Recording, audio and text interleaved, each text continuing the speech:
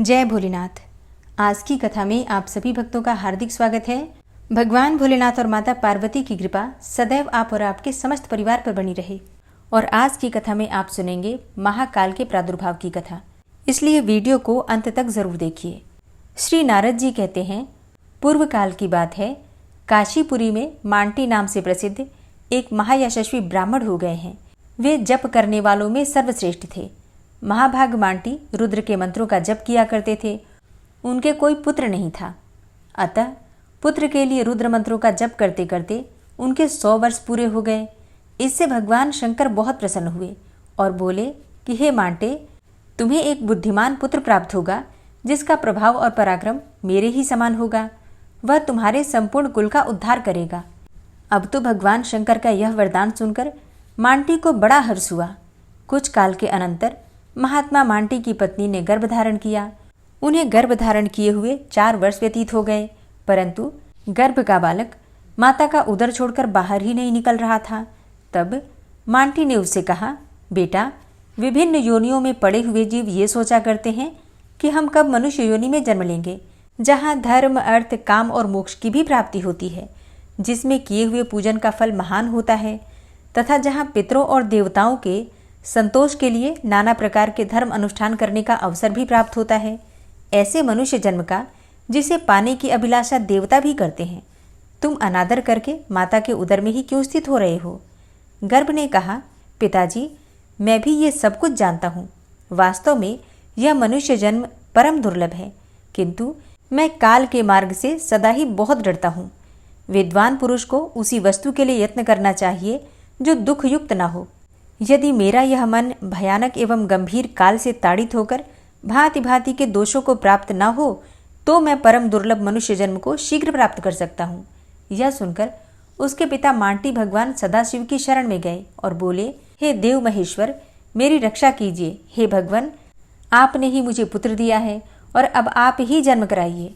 तब मांटी की अतिशय भक्ति से संतुष्ट होकर भगवान महेश्वर अपनी विभूतियों से बोले, हे ज्ञान, हे धर्म, हे वैराग्य तथा ऐश्वर्य, और हे अज्ञान, अधर्म, अवैराग्य तथा अनैश्वर्य, तुम सब लोग शीघ्र जाओ और मांटी के पुत्र को समझाओ। तब वे विभूतियां उस गर्भ को समझाती हुई बोली, हे महामते मांटी कुमार, तुम्हें अपने मन में भय नहीं करना चाहिए। हम चारों धर्म, ज्ञान, वैराग्य और ऐश्वर्य तुम्हारे मन से कभी अलग नहीं होंगे।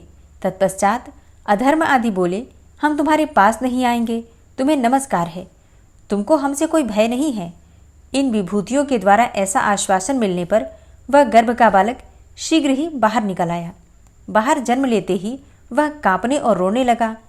तब विभूतियों ने कहा, हे मांटे, तुम्हारा पुत्र अब भी काल मार्ग से भयभीत होकर कांपता और रोता है, इसलिए यह कालभीति नाम से प्रसिद्ध होगा।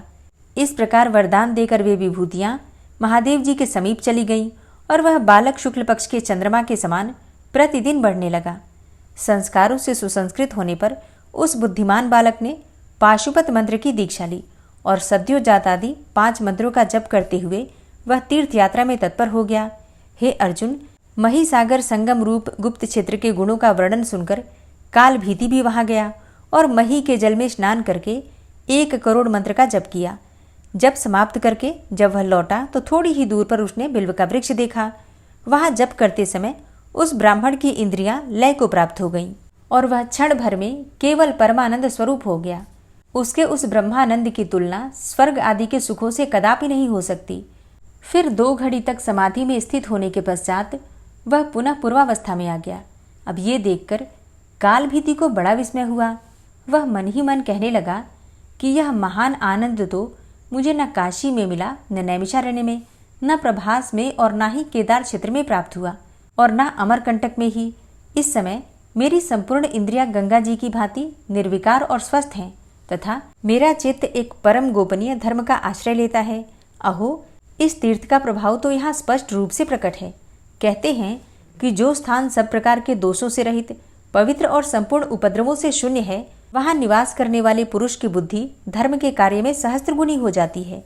इसलिए इस तीर्थ के प्रभाव से मैं मन ही मन अनुभव करता हूँ कि यह स्थान काशी आदि प्रधान तीर्थों से भी श्रेष्ठ है। अतः मैं यहीं रहकर बड़ी भारी तपस्या करूँगा। तब ऐसा विचार करके काल भीति उस बिल्व वृक्ष के नीचे एक पैर के अंगूठे के अग्रभाग से खड़े होकर मंत्रों का जप करने लगे। जप का नियम ग्रहण करने के पश्चात वे 100 वर्षों तक जल की एक एक बूंद पीकर रहे।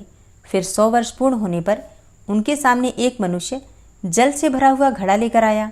उसने काल भीति को प्रणाम करके बड़े हर्ष से कहा, हे महामते, आज आपका नियम पूरा हो गया, अब यह जल ग्रहण कीजिए। तब काल भीति बोले कि आप किस वर्ण के हैं तथा आपका आचार व्यवहार कैसा है, यह सब यथार्थ रूप से बताइए। आपके जन्म और आचार जान लेने पर ही मैं यह जल ग्रहण करूंगा, अन्यथा नहीं। तब आगंतुक मनुष्य बोला कि मैं अपने माता पिता को नहीं जानता, अपने आप को सदा इसी रूप में देखता हूँ। आचारों और धर्मों से मेरा कोई प्रयोजन नहीं है। काल भीति ने कहा, यदि ऐसी बात है तो मैं आपका जल कभी ग्रहण नहीं करूँगा। इस विषय में मेरे गुरु ने वैदिक सिद्धांत के अनुसार जो उपदेश दिया है वह सुनो।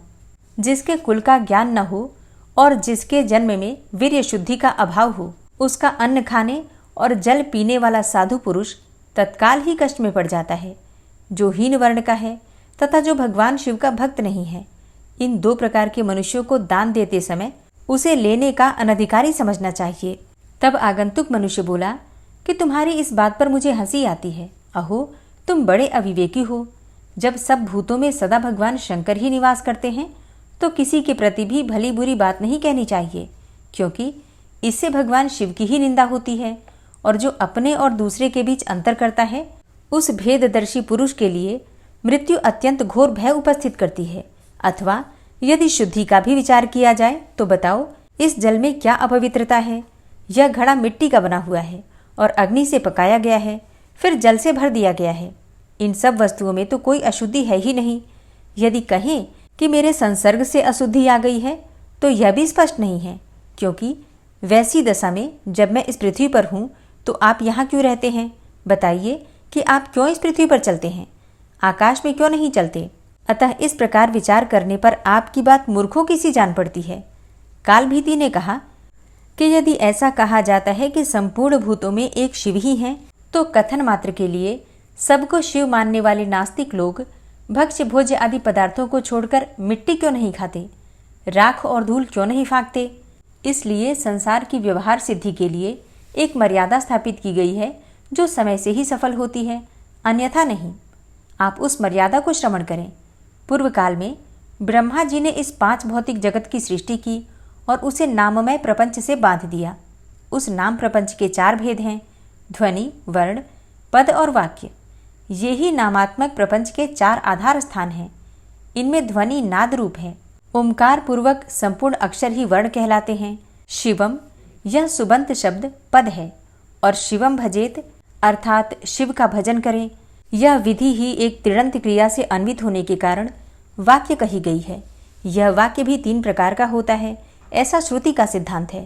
पहला प्रभु सम्मत, दूसरा सुहृद सम्मत तथा तीसरा कांता सम्मत। यही त्रिविध वाक्य माने गए हैं। जैसे स्वामी सेवक को यह आदेश देता है कि अमुक काम करो, यह प्रभु सम्मत वाक्य है। उसी प्रकार श्रुति और स्मृति दोनों प्रभु सम्मत वाक्य का प्रयोग करती हैं, स्वामी की भांति आज्ञा देती हैं। इतिहास और पुराण आदि सुहृद सम्मत कहे जाते हैं। ये सुहृदों की भांति समझाकर मनुष्यों को यथार्थ मार्ग में लगाते हैं। तथा काव्य के जो सरस एवं व्यंग्यपूर्ण आलाप आदि हैं, उन्हें कांता सम्मत कहते हैं। प्रभु वाक्य बाहर और भीतर से पवित्र करने वाला माना गया है तथा सुहृद वाक्य भी परम पवित्र है। स्वर्ग आदि उत्तम लोकों की प्राप्ति की इच्छा से उसका पालन करना चाहिए। श्रुति कहती है कि भूलोक के संपूर्ण मनुष्यों को प्रभु सम्मत तथा सुहृद सम्मत वाक्य का पालन करना चाहिए। आप यदि नास्तिकवाद का सहारा लेकर सर्वत्र व्यवहारिक समानता की बात करते हैं तो इसके अनुसार क्या वेद, शास्त्र और पुराण व्यर्थ ही हैं? क्या पूर्व काल में सप्तर्षि आदि जो ब्राह्मण और क्षत्रिय हो गए हैं, वे सब मूर्ख ही थे? केवल आप ही चतुर हैं। और जो वेद, वेदांग और वेदांत का अनुसरण करने वाले एवं सत्वगुण में स्थित हैं, वे ऊपर के लोकों में गमन करते हैं। रजोगुणी मनुष्य मध्यवर्ती भूलोक में निवास करते हैं और तमोगुणी जीव नीचे के लोकों अथवा नरकों में रहते हैं। सात्विक आहार तथा सात्विक आचार विचार से मनुष्य स्वर्गगामी होता है। अतः सदाचार का ध्यान रखना आवश्यक है। हम आपकी बातों में दोष ढूंढते हों, ऐसी बात भी नहीं है। हम ये नहीं कहना चाहते कि संपूर्ण भूतों में भगवान शिव नहीं है। भगवान तो संपूर्ण भूतों में है ही, किंतु इस विषय में जो उपमा दे रहा हूँ उसे भी ध्यान देकर सुनिए। जैसे कि स्वर्ण के बने हुए बहुत से आभूषण होते हैं, उनमें से कोई तो विशुद्ध स्वर्ण के होते हैं और कुछ खोटे भी होते हैं। खरे खोटे सभी आभूषणों में स्वर्ण तो है ही। इसी प्रकार ऊंच नीच, शुद्ध अशुद्ध, सब में भगवान सदाशिव विराजमान हैं। जैसे कि खोटा सुवर्ण शोधित होने पर शुद्ध स्वर्ण के साथ एकता को प्राप्त होता है, इसी प्रकार इस शरीर को भी व्रत, तपस्या और सदाचार आदि के द्वारा शोधित करके शुद्ध बना लेने पर मनुष्य निश्चय ही स्वर्गलोक में जाता है। अतः बुद्धिमान पुरुष को उचित है कि वह हीन या अपवित्र वस्तु को किसी भी प्रकार ग्रहण न करे। यदि वह अपने इस शरीर का शोधन कर ले तो शुद्ध होने पर निश्चय ही स्वर्गलोक को प्राप्त हो सकता है। जो पुरुष व्रत उपवास करके शुद्ध हो गया है, वह भी यदि सबसे प्रतिग्रह लेने लगे, अच्छा, प्रतिग्रह का अर्थ होता है दान लेना, तो कालभीति जी कहते हैं कि जो पुरुष व्रत उपवास करके शुद्ध हो गया है, वह भी यदि सबसे प्रतिग्रह लेने लगे तो थोड़े ही दिनों में वह अवश्य ही पतित हो जाता है। इसीलिए मैं स्पष्ट कह देना चाहता हूँ कि आपका यह जल मैं किसी भी तरह ग्रहण नहीं करूँगा। यह कार्य भला हो या बुरा, मेरे लिए वेद ही परम प्रमाण है। कालभीति के ऐसा कहने पर आगंतुक मनुष्य हंसने लगा। फिर उसने दाहिने अंगूठे से भूमि को खुरेदते हुए एक बहुत बड़ा एवं उत्तम गड्ढा तैयार कर दिया। फिर उसी में वह सारा जल ढुलका दिया।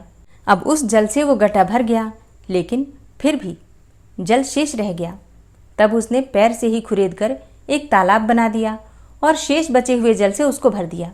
लेकिन यह परम अद्भुत कार्य देखकर भी ब्राह्मण देवता को कोई आश्चर्य नहीं हुआ, क्योंकि भूत प्रेत आदि की उपासना करने वाले लोगों में अनेकों प्रकार की विचित्र बातें होती हैं।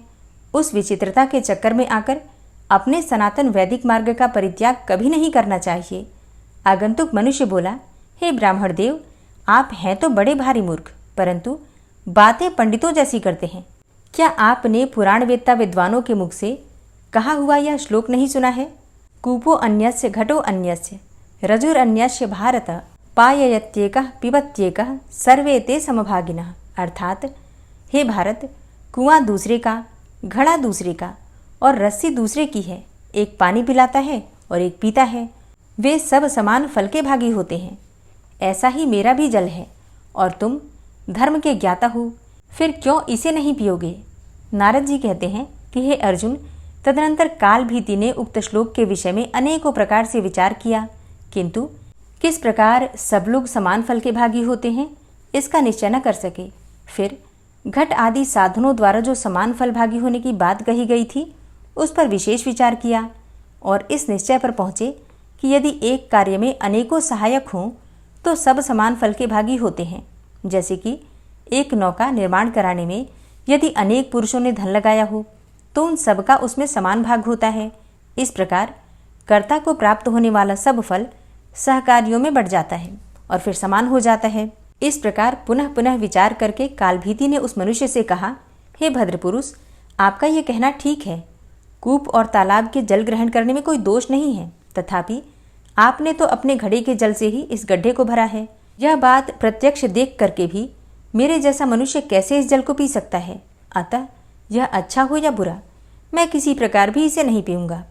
तब कालभीति के इस प्रकार दृढ़ निश्चय कर लेने पर वह पुरुष हंसकर क्षण भर में वहाँ से अंतर्ध्यान हो गया। इससे कालभीति को बड़ा विस्मय हुआ। अब ये बार बार सोचने लगे कि यह क्या वृतांत है। इतने में ही उस बिल्व वृक्ष के नीचे पृथ्वी से सहसा ही एक परम सुंदर शिवलिंग प्रकट हो गया, जो संपूर्ण दिशाओं को प्रकाशित कर रहा था।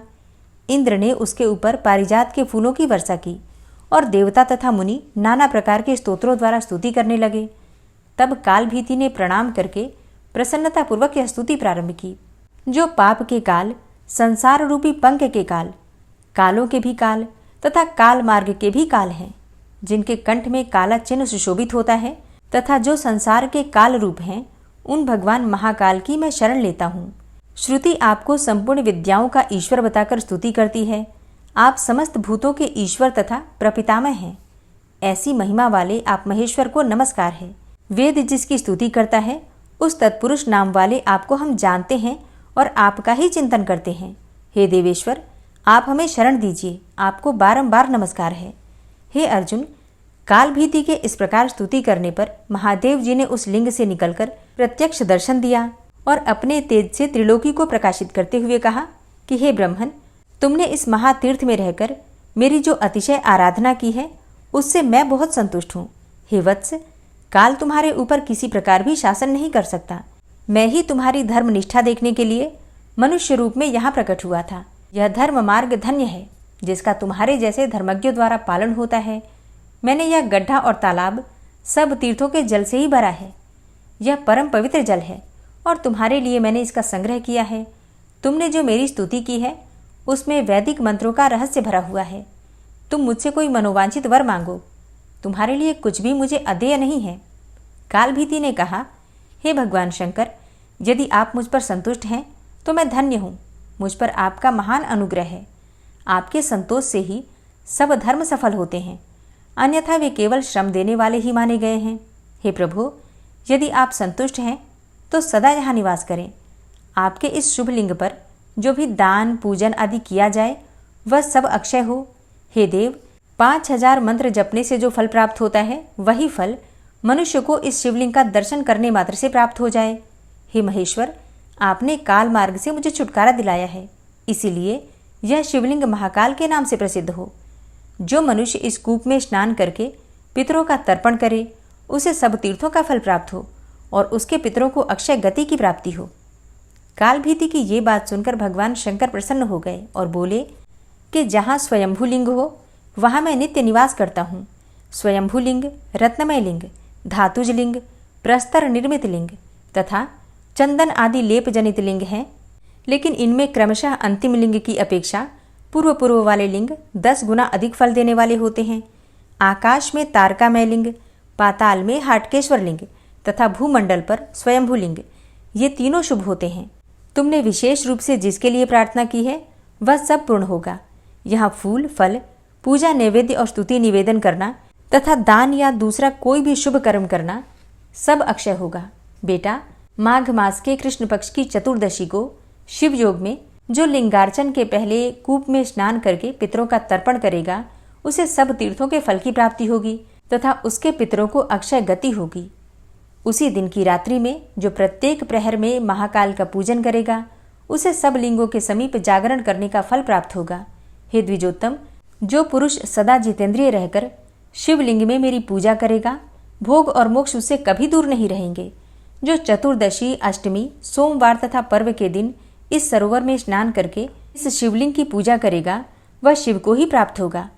यहाँ किया हुआ जप तप और रुद्र जप सब अक्षय होगा और तुम नंदी के साथ मेरे दूसरे द्वारपाल बनोगे।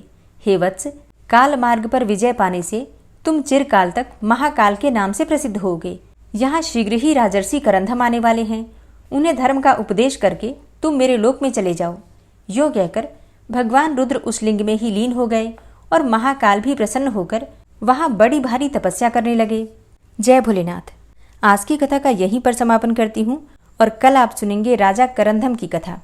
और अब आप सुनेंगे भगवान शिव की आरती। ओम जय शिव ओमकारा, प्रभु हर शिव ओमकारा, ब्रह्मा विष्णु सदा शिव अर्धांगी धारा। ओम जय शिव ओमकारा, एकानन चतुरानन पंचानन राजे, हंसानन गरुड़ासन वृषवाहन साजे। ओम जय शिव ओमकारा, दो भुज चार चतुर्भुज, 10 भुज अति सोहे, त्रिगुण रूप निरखता त्रिभुवन जन मोहे। ओम जय शिव ओमकारा, अक्षमाला बनमाला मुंडमाला धारी, त्रिपुरारी कंसारी करमाला धारी। ओम जय शिव ओमकारा, श्वेतांबर पीतांबर भागंबर अंगे, सनकादिक गरुड़ादिक भूतादिक संगे। ओम जय शिव ओमकारा, कर के मध्य कमंडल चक्र त्रिशूलधारी सुखकारी दुखहारी जगपालनकारी ओम जय शिव ओंकारा। ब्रह्मा विष्णु सदा शिव जानत अविवेका प्रणवाक्षर में शोभित ये तीनों एका ओम जय शिव ओंकारा। लक्ष्मी व सावित्री पार्वती संगा पार्वती अर्धांगी शिवलहरी गंगा ओम जय शिव ओंकारा। पर्वत सोहे पार्वती और शंकर कैलाशा भांग धतूर का भोजन भस्मी में वासा ओम जय शिव ओंकारा। जटा में गंग बहते हैं गल मुंडन माला शेष नाग लिपटावत ओढ़त मृग छाला ओम जय शिव ओंकारा। काशी में विराजे विश्वनाथा नंदी ब्रह्मचारी नित उठ दर्शन पावत महिमा अति भारी ओम जय शिव ओंकारा। त्रिगुण स्वामी जी की आरती त्रिगुण स्वामी जी की आरती जो कोई नर गावे कहत शिवानंद स्वामी सुख संपत्ति पावे ओम जय शिव ओंकारा। ओम जय शिव ओंकारा प्रभु हर शिव ओंकारा। ब्रह्मा विष्णु सदा शिव अर्धांगी धारा ओम जय शिव ओंकारा। प्रेम से बोलिए भगवान भोलेनाथ की जय, माता पार्वती की जय।